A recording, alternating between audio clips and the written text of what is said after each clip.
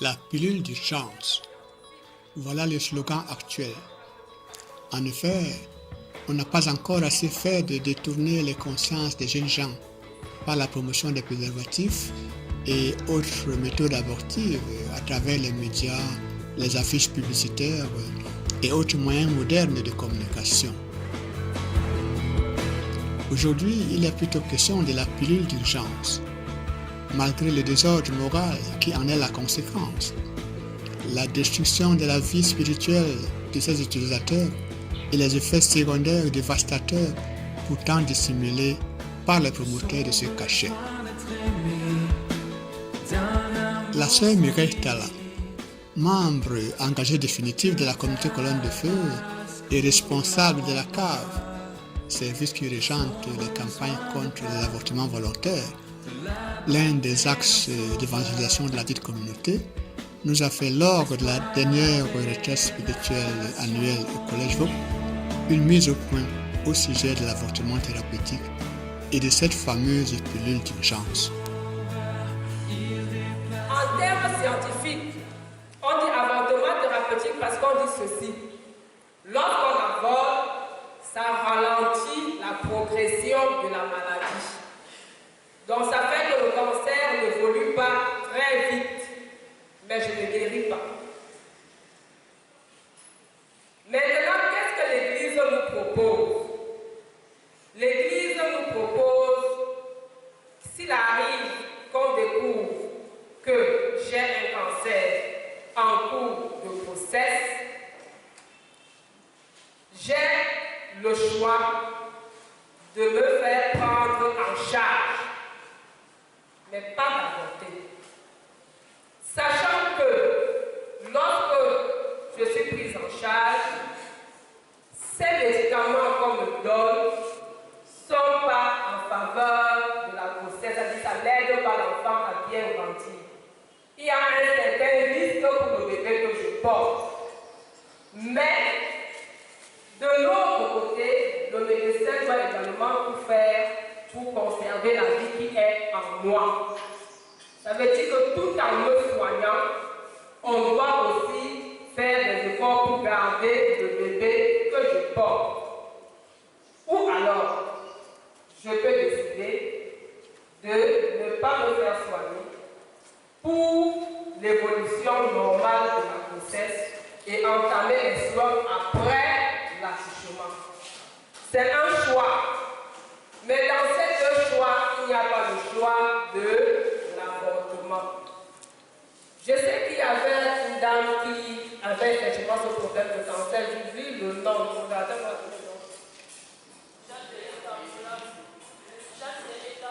Voilà, Jeanne Beretta, qui elle avait choisi de laisser évoluer la grossesse jusqu'à la fin. Elle a accouché, malheureusement le cancer lui a été fatal. Vous savez, ce n'est pas toujours évident. Je vais parler de ce que moi j'ai vécu à l'hôpital. Il y a une dame qui avait été dépistée d'éclampsie. Je crois qu'elle avait encore 4 mois de grossesse. Et on lui a proposé d'interrompre la grossesse. Elle a décidé de ne pas interrompre sa grossesse. Elle se faisait suivre dans un hôpital. Et on lui a fait comprendre que si elle mène cette grossesse jusqu'à ce que l'enfant soit viable, il y a de fortes chances qu'elle ne vive pas. Elle a dit qu'elle veut garder sa grossesse. Elle venait de se marier, c'était leur premier enfant. Alors, elle arrive à 8 mois de grossesse, 8 mois et demi. Et évidemment, il fallait qu'on la fasse accoucher par césarienne. On lui avait déjà expliqué cela. Elle arrive à l'hôpital de la Caisse. On lui dit qu'il faut qu'on procède rapidement parce que si on laisse que vous évoluez dans le travail, même la césarienne, je pense pas qu'on pourra vous sauver. Votre tension est très élevée. Elle dit, elle veut qu'on privilégie son enfant. Alors elle est quittée de l'hôpital de la Caisse et elle est venue à l'hôpital, dans un autre hôpital, et on lui a fait une césarienne. Malheureusement, elle est décédée, mais son bébé est resté en vie.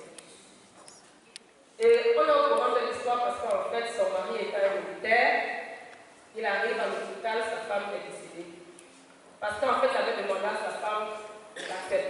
avorter pour qu'elle reste en vie.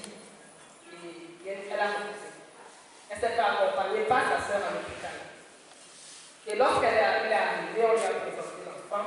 Il était très fâché. Il disait qu'il n'a rien à voir avec l'enfant. Qui va s'occuper de l'enfant? Maintenant, celle qui a fait l'enfant est partie. Mais cette femme, contre la vie de tout le monde, a décidé de garder son enfant. Et pourtant, on lui disait, si on te fait avorter, on va pouvoir soigner tes problèmes de tension et tu pourras concevoir une autre fois. Mais elle a décidé de garder son bébé jusqu'au bout, au prix de sa vie. Donc, c'est pour dire que c'est vrai, il y a des personnes qui se font avorter, mais il y en a également qui gardent leur bébé. Et le témoignage, ce qui m'a marqué tout à l'heure, c'est qu'elle disait, derrière chaque avortement, il y a l'argent. C'est vrai. Derrière chaque avortement, il y a l'argent. C'est pas par amour pour toi qu'on te fait avorter, c'est pour de l'argent. Derrière chaque pilule d'urgence, il y a l'argent. Aujourd'hui, notre législation n'est pas en faveur de l'avortement. Quand on est en urgence, ça veut dire qu'il faut agir très rapidement pour sauver une vie, laquelle a l'autre. C'est ça l'urgence quand on est à l'école. Poser des actes qui sauvent la vie. La pilule d'urgence sauve quelle vie? Est-ce que ça sauve une vie? Ça veut dire qu'on est à l'urgence pour arrêter une vie, pour tuer une vie. C'est ça la pilule d'urgence. Et on a tout fait pour la vendre sans ordonnance. Ça veut dire que autant de fois que tu vas à la pharmacie, autant de fois on te sert. Et une fois dans un débat, j'ai demandé, est-ce qu'il faut une ordonnance? On dit non, c'est même pour ça qu'il ne faut pas l'ordonnance. Parce qu'effectivement, les gens peuvent subvenir la nuit. Et il faut bien que tu aies acheté ta pilule. Et là, il s'agit de quelle urgence? Malheureusement, ce n'est pas toujours nous les adultes qui achetons. À 13 ans, à 15 ans, quand on achète, on n'est même pas au courant. Vous savez combien ça coûte? 1000 francs. Ça veut dire que c'est quoi que quel enfant peut acheter? N'importe quel enfant peut acheter. Et c'est fait exprès. Si on vend la pilule d'urgence à 5 000, peu de gens seront capables de l'acheter. Comme on la vend à 1000 francs, on aura plusieurs personnes qui seront capables de l'acheter et ça rapporte plus d'argent. C'est fait exprès. Mais ce qu'on ne nous dit pas en arrière-plan, c'est que c'est aussi une méthode abortive. Ce n'est pas un avortement où tu verras la main et les parties de l'enfant comme dans le témoignage, mais c'est un avortement qui se fait le plus tôt possible. Ça veut dire que quoi? À peine l'œuf s'est formé, que la pilule vient détruire l'œuf qui s'est formé. Est-ce que cet œuf qui s'est formé est un enfant? Oui. Ne vous entends pas, frère et sœur? Oui. Parce que chacun de nous a commencé comme un œuf. Chaque œuf qui se forme, c'est un enfant. Et si nous détruisons cet œuf, est-ce qu'il y aura encore une vie? Non. Si on avait détruit mon œuf, est-ce que je serais là aujourd'hui? Non. Jamais. Si nous détruisons cet œuf, il n'y a plus de vie. On vous dira que ce n'est que de l'œuf. Les musulmans vont dire que ce n'est que de l'eau. Ce n'est pas encore un être humain. Mais moi, je ne connais pas un verre d'eau devient un être humain. Ce n'est qu'un amas de sang. Je vous assure qu'au bloc dans les bassines de sang, ça ne devient jamais un être humain. C'est la vie. La vie qui commence. Toute vie commence comme cet œuf. Et aujourd'hui, on veut faire ça de manière tellement subtile que notre conscience ne va pas être touchée. Parce qu'on n'aura pas les mêmes problèmes qu'elle tout à l'heure. Des problèmes où on a vu les pieds, les mains, les parties. Ça va se passer comme si on avait eu des règles, un écoulement un peu plus abondant que d'habitude, mais rien de grave. Par conséquent, on pourra le faire autant de fois qu'on veut, on ne se rendra pas compte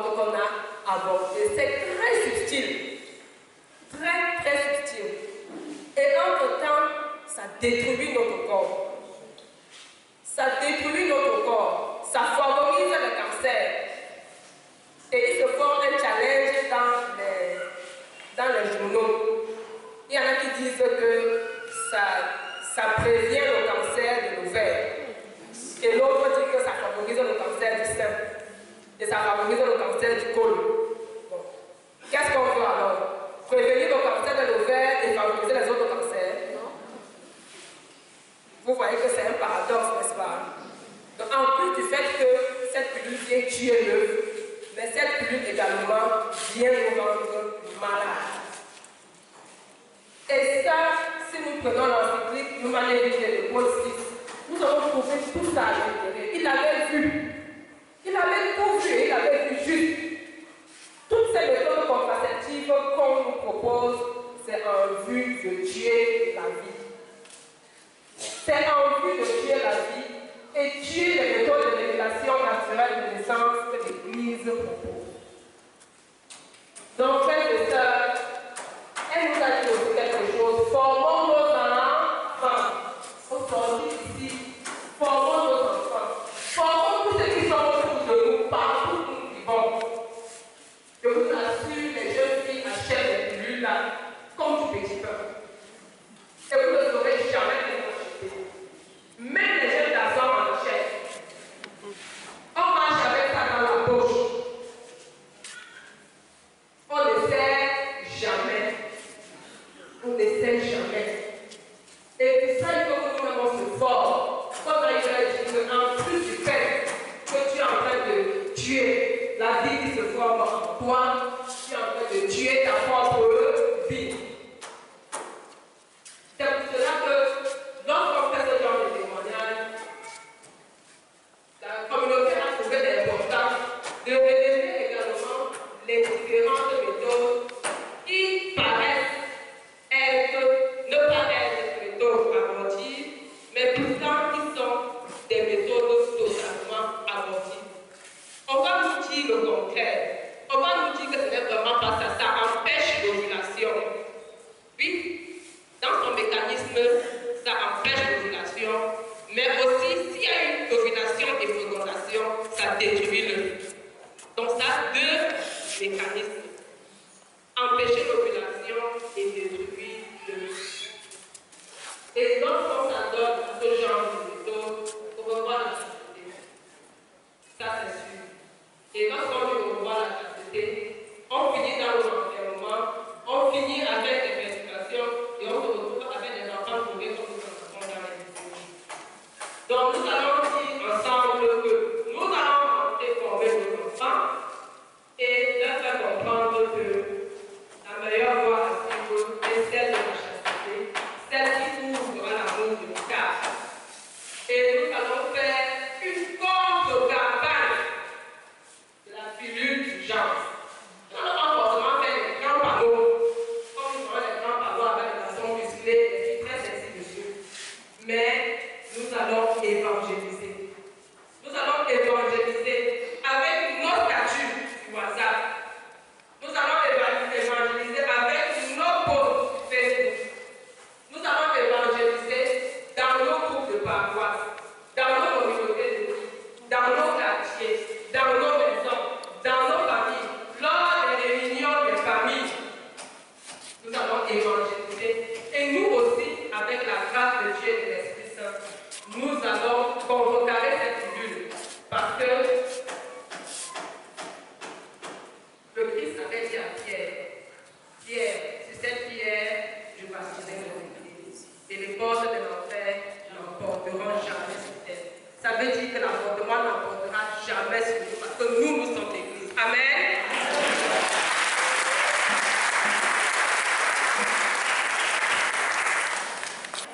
Et il y a de cela un mois, on a tenu une réunion de coordination où un des responsables avait posé la question de savoir, il n'est pas seulement question de distribuer, qu'en est-il des effets secondaires? Est-ce qu'ils ont un souci d'évaluer aussi les effets secondaires, bien qu'on puisse distribuer gratuitement?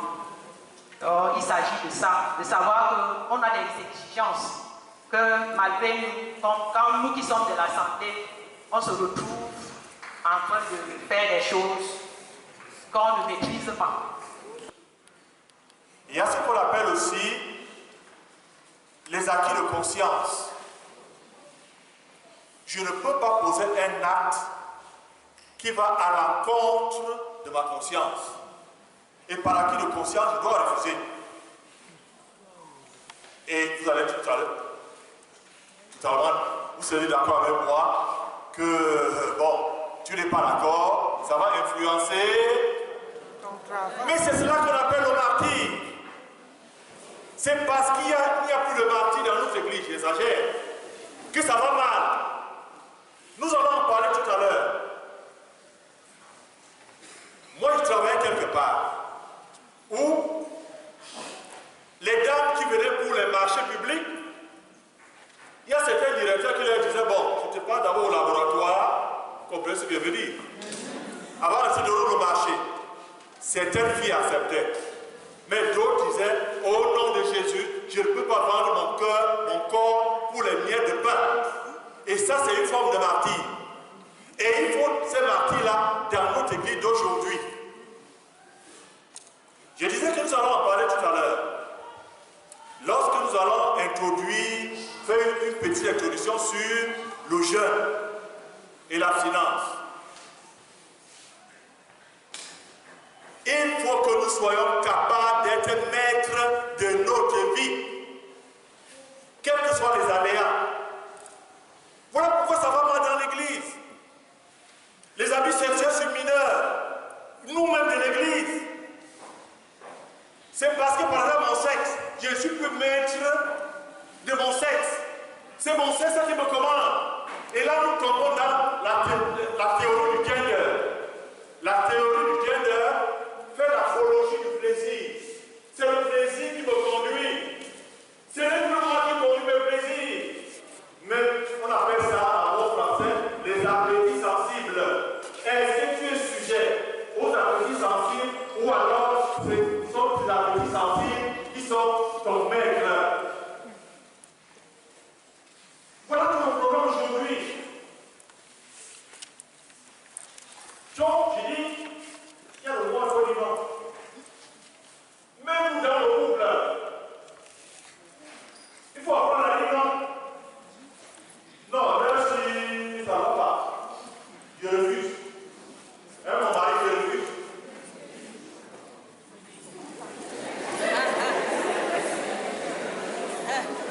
Même ma femme, je refuse.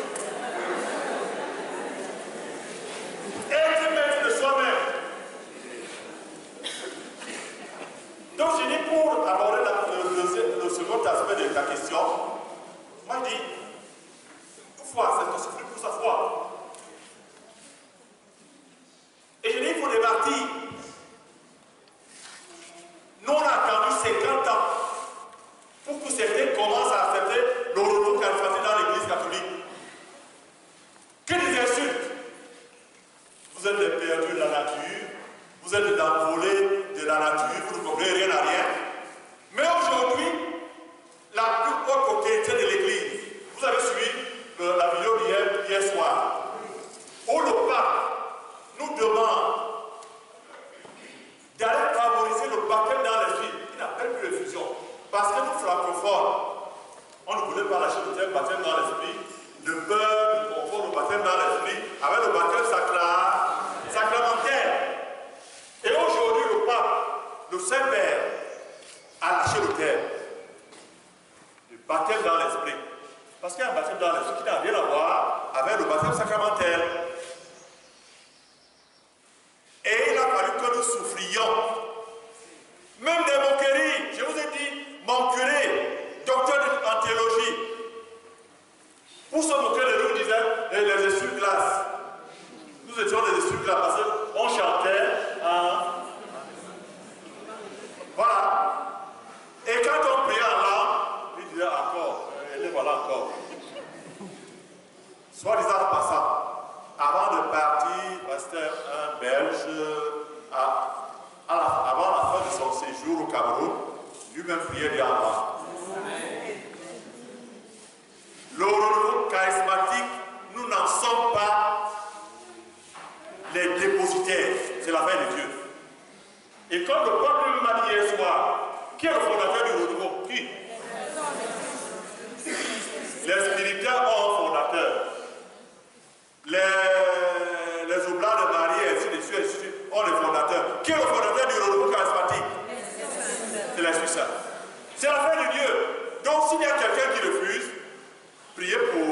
pour lui et passez votre chemin.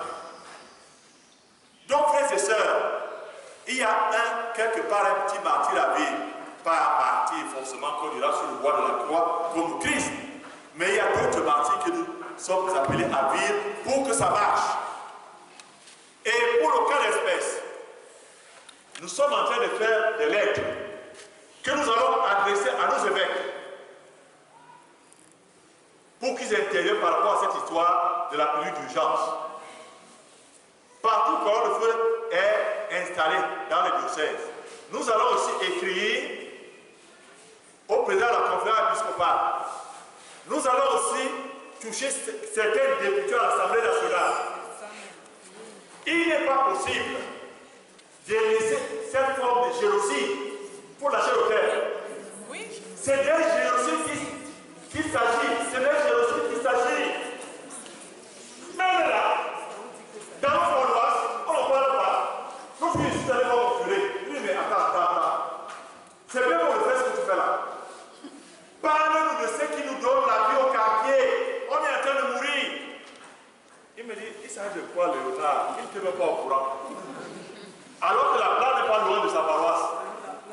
Non, le peuple nous a demandé de sortir de nos paroisses, aller dans les périphéries pour annoncer Jésus. Arrêtez cette histoire de rester chrétien dans la paroisse. Voilà pourquoi Colonne de Feu va dans les rues pour annoncer que Jésus est Seigneur. Et voyez-vous, nous sommes réunis ici, je ne sais pas combien nous sommes. Si nous nous levons comme un seul homme pour descendre dans les rues, ça va changer. Ça va changer. Je sais que des fois, quand nous faisons des évangélisations, parce qu'avant de partir, on est chrétien, catholique, donc vous touchez d'abord le curé, vous donnez l'autorisation, l'évêque aussi vous donne l'autorisation, mais à ce niveau, ne refuse pas. Même si il vous regarde avec un air de curiosité. Tu es une idole. Vous descendez dans la rue et bien des choses vont changer. Mon peuple est moi de connaissance. Au chapitre 5. C'est clair. Si bien on partage avec ces choses, on est dans une église, nous sommes hiérarchiques. Si lui est ignorant, on fait comment? Voilà pourquoi nous sommes appelés à bouger les lignes, à l'évangile. Au nom de Jésus. Et les choses ont changé. Voilà donc, comme dit ma soeur, ce que je viens de Baptiste. Et vous avez l'impression que c'est trop de bien. Parce que la haute voix, la franc-maçonnerie et compagnie sont en train de combattre l'Église. Vous allez voir, ils ne combattent pas les chrétiens. Non. Ils ne combattent pas les musulmans. Ils leur ont reçu l'allégeance. Ils ne combattent que l'Église catholique romaine. Parce qu'ils savent que c'est là que se trouve la vérité. Imaginez-vous dans un quartier, lorsqu'il y a plusieurs banquiers, le banquier sur lequel on jette des pierres, c'est là où il y a le fruit sont bien mûrs. L'Église catholique, c'est là où il y a la maturité, c'est là où il y a la vérité. Dans l'église à certains qui disent soit nous sommes les moudjahidines catholiques, mais c'est la vérité. Tant que l'Église catholique ne s'est pas encore prononcée sur un sujet mondial, on dira tout simplement les chrétiens n'ont encore rien dit.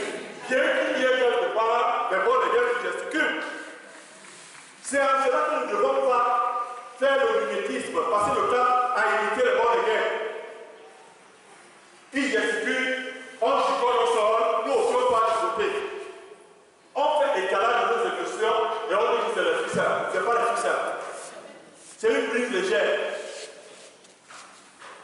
Donc, frères et sœurs, ne nous inquiétons pas.